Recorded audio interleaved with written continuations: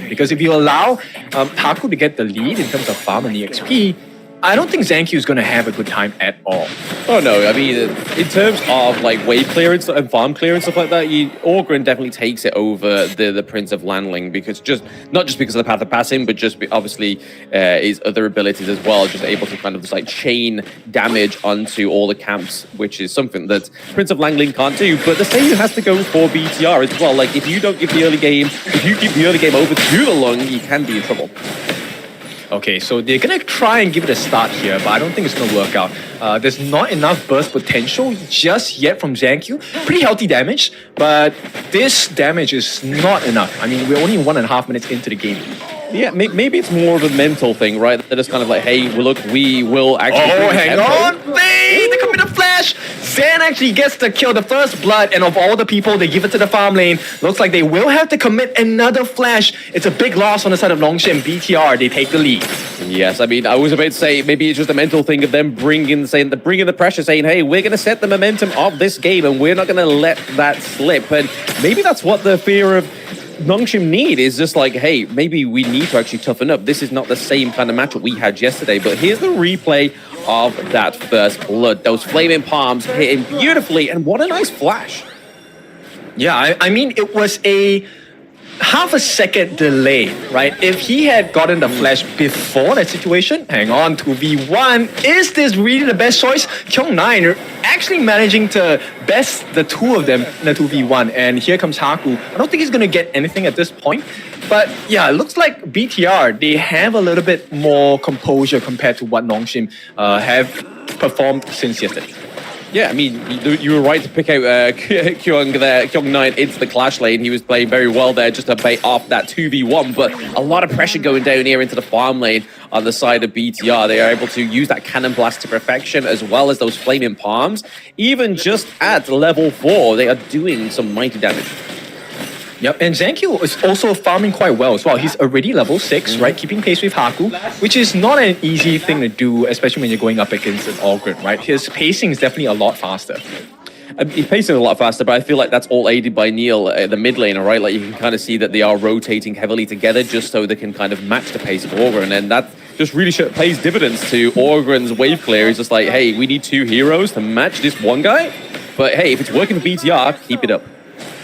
Yep, Illusion actually saves that camp from being stolen away by Zan, and that's a big win for now, right? But it does dwindle Haku's farm a little bit, so Haku might trail in terms of EXP against Zankyu. Yeah, just for now. We're looking at what, the matter of a few hundred gold difference here, but I feel like the pressure in the lanes is probably something that's going to pay more dividends. But oh, hang on, that was a quick kill. Tufts gets the kill against Kyung9, and this is not the performance that Nongshim wanted. And BTR, this is showing signs of why they were champions in the first place of their respective region. Yeah, I mean, going for the vision score there, Kyung, but was it really what you really want in this game, especially when behind 2 kills and now behind just under 1k gold difference as well? Prince of Lanling uses the teleportation mechanic as well to go down into the mid lane. There is a lot of pressure from BTR. They're looking not to turn that down any moment now. Yeah, Zankyu's damage is starting to pile up at this point. Can they get the steal? They will not. Zankyu gets caught out though, and this is going to be the first kill coming in for the side of Nongshim. Right now, they have to give more. The flash committed by Neil as well, but that's all they can take. Hang on, Illusion jumps in. Can they get the finishing kill? It's another one, a double kill, and right now, ignore whatever happened in the early parts of the game. Nongshim recover immediately. Yeah, on this new illusion is definitely creating the illusion of safety for BTR, getting a very satisfying double kill into the farm lane, as well as they take the T1 down into the farm lane. So maybe this is the bounce back. This is Nongshim saying, hey, we've listened, we've been in for 4 minutes, we've learned, we are now going to just apply the pressure. Yep, and this then shows some of the weaknesses on the side of BTR's draft, right? So they're not very tanky as well. And the moment you get controlled by the likes of Nongshim players, it essentially spells imminent death as well. Yeah, like you said, they're not really that tanky. So as soon as they start doing the damage, I mean, Nua, as we know, after her rework, does fantastic amounts of damage. And not only that, she can kind of have the save utility as she does, where you can kind of just shift people around to wherever you want to, especially with using those boxes, a little bit of geometry for those players on the Gorge. But definitely does a lot of damage, and that's exactly what they want going against BTR's draft right now. Yeah, and the catch potential, right? It has to come from Psycho or maybe even ZanQ as well. Without that, the amount of initiation actually quite lacking on the side of BTR. Yeah. If you start to take out ZanQ and Psycho, then the setup is literally going down the toilet, the proverbial toilet. And right now, there's a lot going on.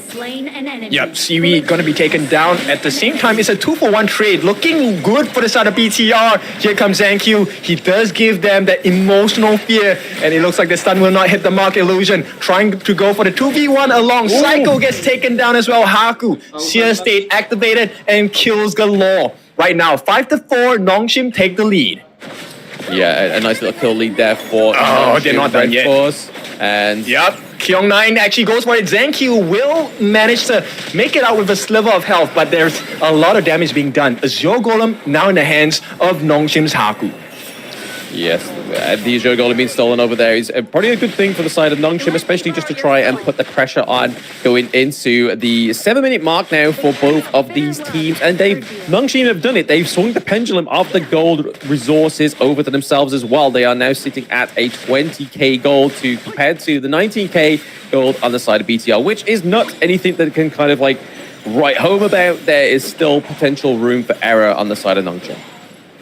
I like the way that, Haku is itemizing at this point. He actually just totally ignores the Blazing Cape, goes straight for the Blood Rage instead, right? Because he knows that they won't be fighting face-to-face that much. Haku here going on a 1v2. This is a sight to see as they will try to push them back. Not much action gonna be happening from this point because the waves now just starting to come out from the lanes. Yeah, it looks like they might be trying to surface around this Overlord as well. It's definitely something, a priority for Nongshim. They've already gotten... They actually haven't had a single neutral objective just yet. So going for this, they don't have the Primal Bond as well, the debuff into the jungle. So they probably could take it pretty easily now. But looking just to give some pressure into the mid lane before they decide to take it. But it looks like both of the teams are formulating around this neutral objective. Yeah, but it's not a good situation for this other BTR. Actually, at this point, Nongshim, they've definitely hit a power spike. They're a little bit more tanky. And ZanQ, you start to see him falter. Hang on, he's going to try and go in 2v4. And the whole team is here, actually. BTR, they make the first move. They get the reward. But the rest of the map is actually pretty much open. So BTR, what's the choice now?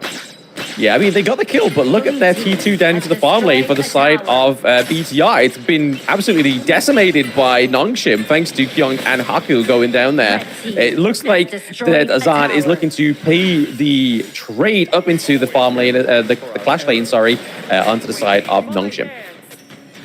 This is a big lesson. I mean, Nongshim, this is not the kind of macro play we expected from them based on the performance of yesterday. They have learned really quickly. Learn really quickly, but they've also maybe seen a little bit of a falter there. They've managed to still trade the T2s though, so I don't feel like that's a positive trade for Nongshim. I feel like that BTR has still been able to punish them.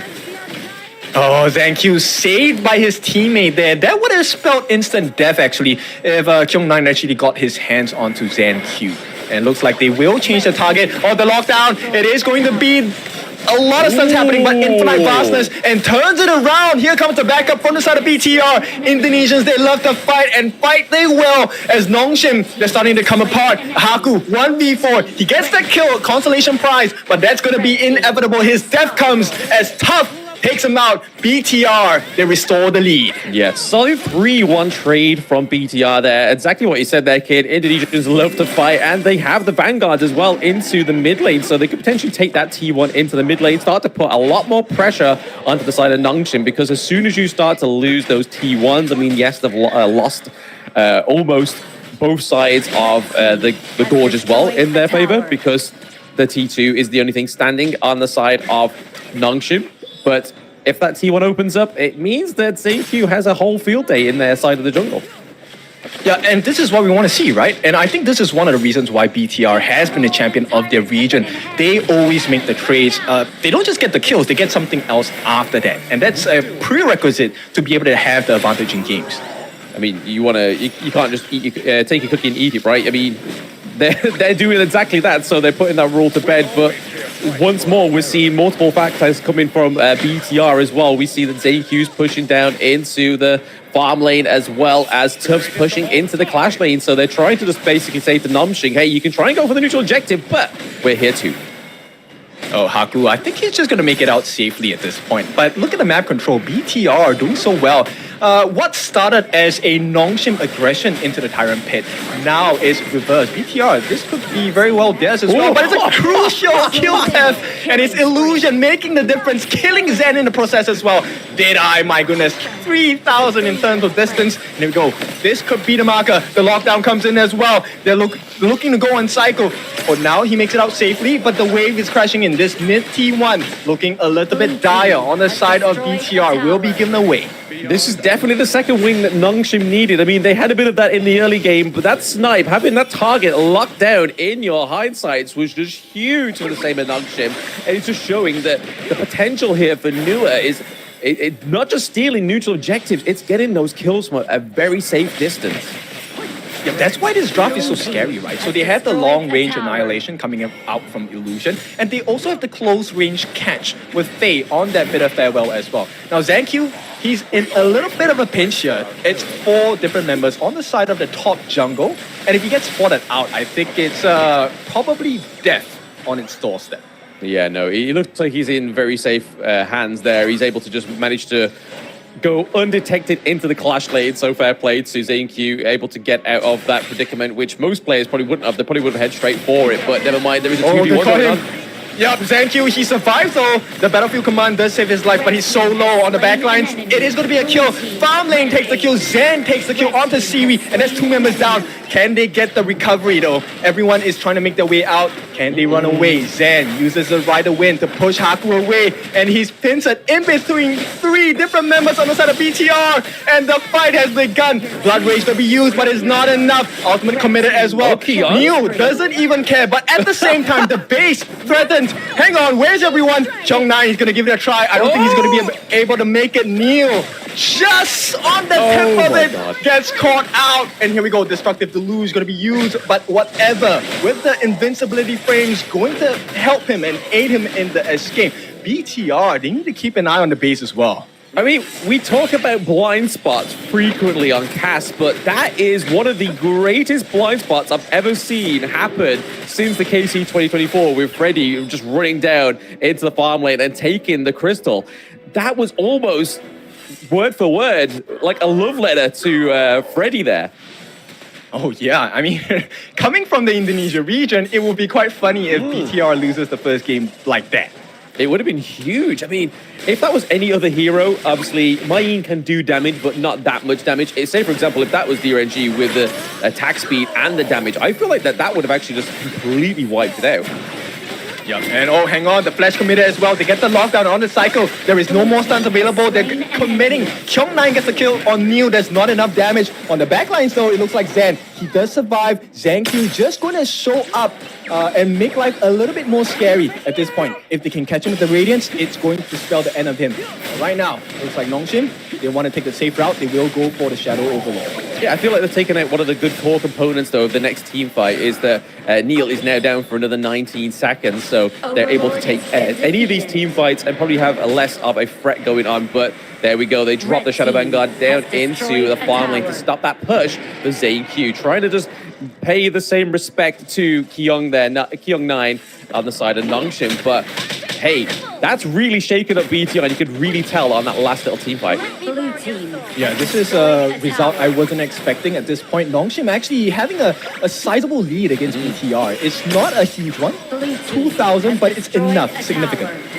ZanQ on the back lines, he's looking for the target, goes in, gets the shutdown, is actually given a cycle as well. He's gonna give his life. ZanQ will not survive at this point. Hang on, he actually makes it out. And in the meantime, Cycle actually stuns them up. Here comes the turnaround. Everything available for Zen as he goes on a rampage, and Nongshim picked apart Siri running for his life along with Haku. Might not be enough. A double kill. Zen, BTR. This is why they were champions. This is why you won't make it out. Haku in no man's land. As Klaus, he's going to charge up. 3-on-1. He gets a consolation prize. But BIGENTRON, welcome to the world stage. Welcome to the big stage. They ace their opponents. Yeah, I don't know if they're going to get any high ground turrets here just yet. Obviously, they don't have the vanguards. I think that's probably one good thing that Nongshim had setting up into that team fight is it's kind of like a bit of a fall save for the side of Nongshim.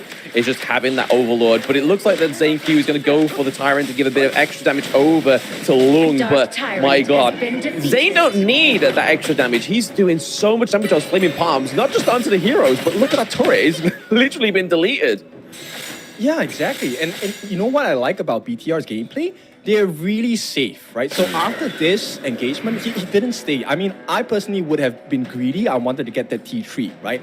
But they don't mind playing the late game because at this point, ZanQ, yes, he falls off a little bit, but they're playing against members like Syria and Direntia. You're playing against members like Illusion. They're not very survivable against the burst potential of a Prince of Lan lane. Yeah, I mean, I don't think there's been many matches so far within the Season 3 Invitational where we can say that the goal lead is very close at 16 minutes. It's normally either the opposite side of the spectrums, right, where teams are being starved by about 5 to 6k gold. But Nongshim are definitely keeping the horse in the race here. I think as long as they don't allow BTR to take any of the higher ground turrets, they've still got the advantage in this one. Yeah, at this point, it's about timing, right? How long can it survive? Because Zen already has his full 6 slotted items. Right now for Siri, just a little bit shy. Maybe needs probably about 1,000 gold more. Yeah, I mean, he's just basically a consolation prize at this point. Like you said, he's 6 slotted. He can do as much damage as he wants. He can even change out some of these items as he gets into the late parts of the game. I mean, we're already at the 17-minute mark. If they can't quite find their little push over the line, maybe it is a change of items that they need, but a lot's brewing up onto the farm lane. Thank you. Looking for an opening in angle here. I don't think they will be able to find anything just yet. The stunts come in, but it's okay. It's okay, yeah. The wave play coming from the Newer is definitely paying well to the side of Nongshim as well. But it's definitely looking like more respect's being given over to both of these teams, right? There's a lot riding on the line on this game one, because most of the times when we've seen these teams take the game one victory, it's been the victor of the whole series. So they need to sort of make their mark early within this series. Yeah, I mean, if you didn't tell me, I thought this would have been the final game of the series, right? They're playing so back and forth, and right now, BIGENTRON, they will extend the advantage. They take the Shadow Overlord for themselves. Yeah, so this is going to help them definitely with trying to push the aggression onto the higher ground turrets. I feel like they just need to group up and choose a lane. And right now, the weakest lane on the side of Nongshim is definitely, in terms of health of the turret, is that clash lane. So it looks like Zan here is looking to push that one. I think as long as he gets one minion into that distance, he could just lay the Flaming Palms. It's gone. Yeah, so this is really the test of quality, right? Well, we know that pressure builds diamonds. Now, this is a super pressurizing situation. Who's going to come up on top? That's a big question. ZanQ actually healthy damage on Sukyong 9 as well. This is not the best way to start the fight on the side of Nongshim. Yeah, no, they made him look into the clash lane, but it looks like they're going to focus down into the farm lane, especially with the Shadow Vanguard being there as well. We see the HoK is trying to put a bit of pressure into the early parts of this team fight that looks like it is going to pop off any moment for the side of BTR. Yeah, they're choosing going nice stuns coming out from Psycho as well. Catches 3. HoK jumps in, hang on. ZanQ as well will go for the kill. Pops actually the first one. And this might be the difference maker here as BTR, they are running rampant in the base of Nongshim. It's going to be a trade. Right now it's 1 for 1, but there's more to come. The minions are marching down. The dragons are here. Vanguard as well. Psycho manages to push the backline away. But it looks like this will be the end of the aggression for the side of BTR. Maybe they want to sneak that T3 on the top. Will not happen. Psycho, he might be the sacrificial lamb here. Give it away. He's going to try and run away. At this point, HoK, Seer State, gets the kill. But Zan, he needs to survive. If he dies here, this could be a very horrible situation. And oh my god, the annihilation. Gets the kill. Second life gone. Destiny used doesn't matter. Nongshim, they buy a lifeline. I think really well played in all this, though. I mean, yes, the aggression there from Nongshim was fantastic, but the fact that Kyung 9 stayed behind, he was like, if I don't stay behind, they could do exactly the same thing as what I tried to do to them, is just try and like backdoor me. And I think that was a really great play, show of ability from this player. But the Tempest Dragon is up, and 2 of the members of BTR are down. Are they going to try and go for the steal? Do they want that $500 in their back pocket? Only time will tell. They have to play this really safely. So they need to make sure that they clear the area around, because ZanQ, he can come in with a huge amount of burst. And at the same time, it could go very Ori. It could. They just need to focus. I feel like that's the idea is hold the objective lockdown. here. Yeah. Yep, they actually get two different members here. ZanQ pushed away. This could be the perfect situation for Nongshim to win the game here. ZanQ gets taken down by Siri. At the same time, nobody else is looking at the Tempest Dragon. They get another catch. Tusk, he's in no man's land. Okay, they get the burst, but it looks like Tempest Dragon will be given to the side of Nongshim. This is a big advantage. Can they push it forward? Huge advantage, and as well, Nongshim playing very well within that Tempest Dragon pit as well, because they were playing against a 4v5, because Young9 once more just giving that TLC to those lanes, making sure that there's going to be no push here. But Lupang is trying to catch him out in his own game, but I feel like with this Tempest Dragon up and ZanQ down, it's only moments for the side of Nongshim to push this crystal. Oh, that's a lot of damage coming in, and here we go. Annihilation used. Nobody dies just yet, but they do lose that T3 on the top. We do lose the T3 at the top here, so high ground turrets falling on both of those lanes. So opening up is the base of the side of BTR, but are they going to be able to do what ELVATE did yesterday? It is hold off Nongshim for long enough to actually get the strike back. Okay, Moon Goddess onto Tufts. If he uses the Moon Goddess, he will get an additional health when he comes back. So let's see, is this the difference maker? Tempest Dragons is a hard battle here. The base is barren for the side of BTR.